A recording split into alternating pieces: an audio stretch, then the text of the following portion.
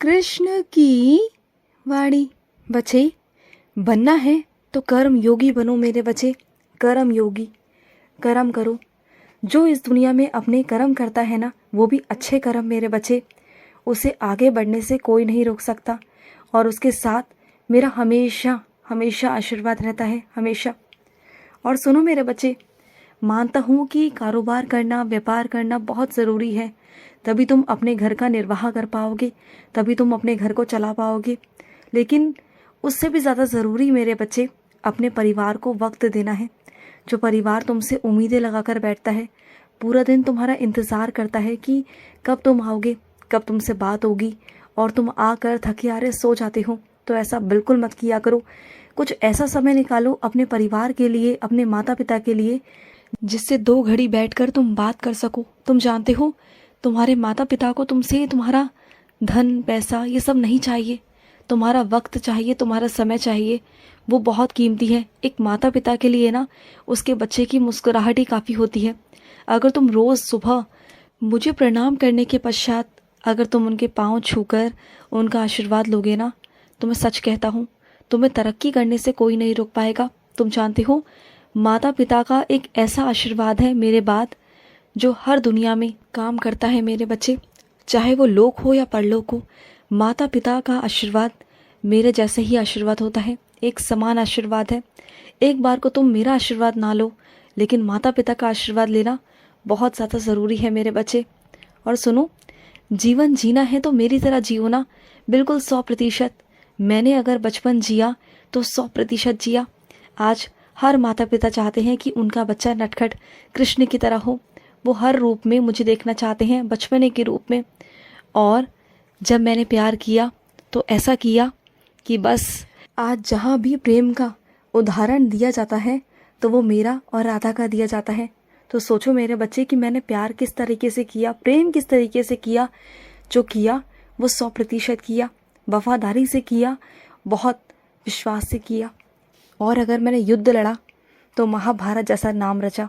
सोचो, मैं कभी युद्ध से पीछे नहीं हटा, कभी गलत चीज़ों से पीछे नहीं हटा, अत्याचार से पीछे नहीं हटा। जहाँ गलत की बात आई तो मैंने अपना शस्त्र भी उठाए मेरे बच्चे। और जब राजनीति की तो वो भी 100% की मेरे बच्चे। कहाँ एक तरफ 100 कौरव और 5 पांडव, जीत दिलाई ना 5 पांडवों को।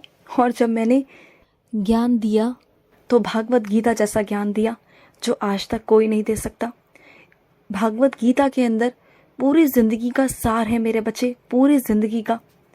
और अगर मैंने अपना व्रत छोड़ा तो मैंने छोड़ दिया, कभी दोबारा पाने की कोशिश नहीं करी। छोड़ दिया तो छोड़ दिया। मेरे अंदर भी भाव थे, मेरे अंदर भी प्यार था, मेरे अंदर भी अपना घर छोड़ने का दुख था, लेकिन मैंने दोबारा पीछे मुड़ के नहीं देखा, क्योंकि मुझे आगे अपना काम करना था। और मैंने अपने काम के आड़े कभी भी इन सब चीज़ों को नहीं आने दिया। मैंने जो किया 100% किया, क्योंकि जो मेरे कर्म थे वो मैंने अपने कर्म निभाए। अगर तुम भी अपने जीवन को इसी ओर ढालोगे ना, तो आगे चलकर तुम्हें भी सुख की प्राप्ति होगी। जो ये अवस्थाएं बनाई गई है ना मेरे बच्चे, बचपन, उसके बाद अनुशासन, गृहस्थ जीवन, वैराग्य, ये सब मेरे बच्चे, ये सब तुम्हारे लिए भी है मेरे बच्चे। इसे तुम्हें भी जीना है। जैसे मैंने अपना जीवन जिया 100%, जो जिया 100%, चाहे बचपन जिया, वैराग्य जिया, गृहस्थ जीवन जिया, जैसे भी जिया, वो मैंने बिल्कुल 100% दिया। मैं तुम्हें इसलिए बता रहा हूँ कि तुम्हें अपना जीवन 100% जीना है। देखो, ये पल है ना, ये छोटे छोटे पल जो गुजर रहे हैं ना, इसे तुम गंवा रहे हो। जब आगे तुम बहुत आगे अपनी उम्र के पड़ाव में चले जाओगे ना, वहाँ से पीछे मुड़कर देखोगे तो तुम्हें दुख होगा कि काश मैं वो कर लेता। मैं नहीं चाहता मेरे बच्चे कि तुम काश लगाओ। तुम अपना जीवन 100% जियो, 100%।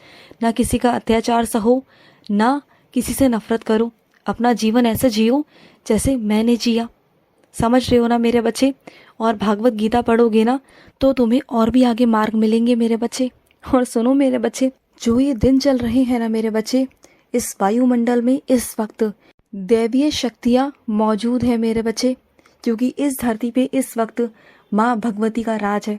इस वक्त 9 दिनों तक मेरे बच्चे, और इस 9 दिनों में तुम जो चाहो ना, जो भी चाहो, जितना चाहो पाठ कर सकते हो, आराधना कर सकते हो। तुम चाहो तो हनुमान चालीसा पढ़ सकते हो, सुंदरकांड कर सकते हो, दुर्गा चालीसा पढ़ सकते हो, चाहो तो मेरी भागवत गीता पढ़ सकते हो। तुम जो चाहो वो कर सकते हो। देखो, अगर इन 9 दिनों में तुमने कुछ कर लिया ना तो तुम्हें बहुत फल की प्राप्ति होगी, बहुत फल की। तुम जानते हो कि ईश्वर के आगे सिर्फ एक बार प्रकाश करने से ही ना स्वर्ग के रास्ते खुल जाते हैं मेरे बच्चे।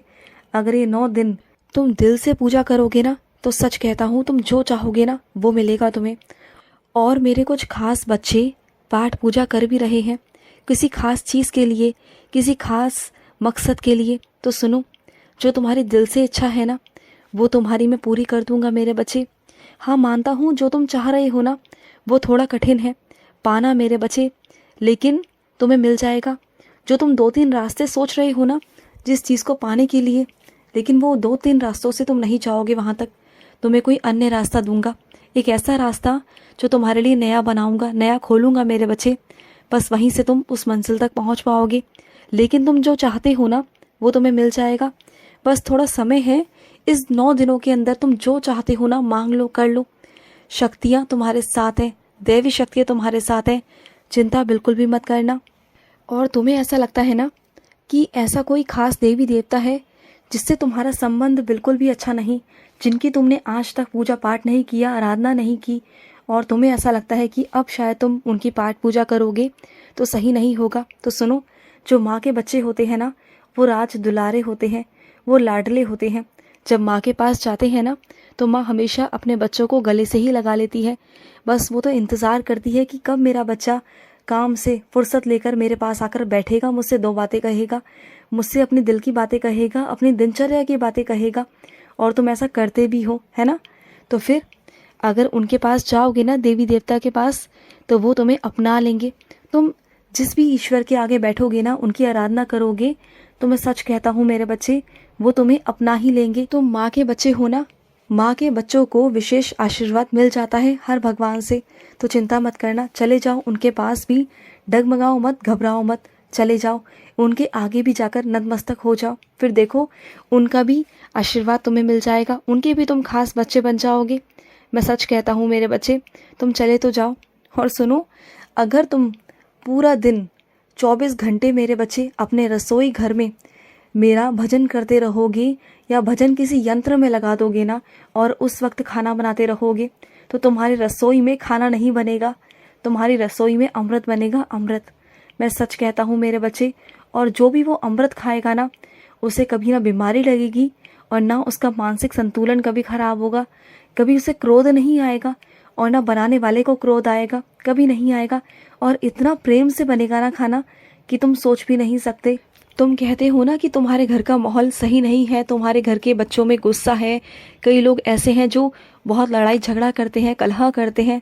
तो उनके साथ ऐसा करके देखो, देखो उनके अंदर जो अन्न जाएगा ना, फिर देखना मेरे बच्चे कि किस तरीके से उनका मन और दिल पलट जाता है तुम्हारे प्रति, वो किस तरीके से तुम्हारी ओर खींचने लगते हैं। वक्त लगेगा लेकिन होगा।